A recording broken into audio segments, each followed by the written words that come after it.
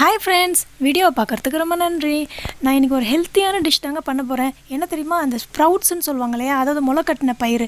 அதை வந்து முன்னாள் ஊற வச்சு அதை நைட்டுக்காக வந்து நம்ம ஒரு துணியில் நல்லா டைட்டாக கட்டி வச்சிட்டோம்னா காலம்பரம் எழுந்து பார்க்கும்போது நல்லா முளகு விட்டுருக்கோம். ஸோ அதை வந்து நம்ம என்ன பண்ணுறோம்னா, இன்றைக்கி நான் விசில் வச்சு ஒரு 2 விசில் வச்சு நல்லா கடைஞ்சி எடுத்துக்கிறேன்.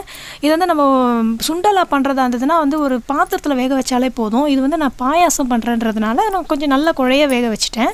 இப்போ பாருங்கள், நான் வெல்லம் வந்து இது வந்து கரைச்சி எடுக்க போகிறேன். அதாவது பாகுலாம் காய்ச்ச போகிறது இல்லை, வெள்ளை பாகுலாம் வேண்டாம் நம்மளுக்கு. அது சும்மா கரைஞ்சி அதை வடிகட்டி எடுக்கணும் இல்லையா, ஸோ அது மண்ணெலாம் இருக்குன்றதுனால ஸோ வடிகட்டி எடுக்கிறேன் நான், அவ்வளோதான்.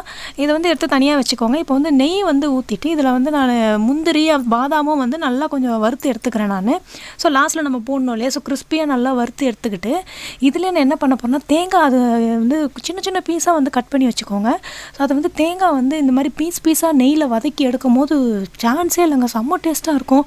அதுவும் இல்லாமல் திருவண்ண தேங்காவும் நான் கூட சேர்ந்து போட்டுக்கிறேன். இது வந்து இந்த பீஸாக இருக்கிற தேங்காய் வந்து இந்த பாயாசத்தில் நடுவில் கிடைக்கும் போது சூப்பராக இருக்குங்க டேஸ்ட்டு. அதனால தான் அந்த மாதிரி பீஸாகவும் கொஞ்சம் போட்டிருக்கேன் நான். இப்போ வந்து இது பாருங்கள், இந்த பருப்பை ஊற்றிட்டு இதில் வந்து எதிர் உப்புன்னு ஒரு பிஞ்ச் உப்பு போட்டிருக்கேன் நான், அப்போ தான் டேஸ்ட் என்ஹான்ஸ் பண்ணோம்.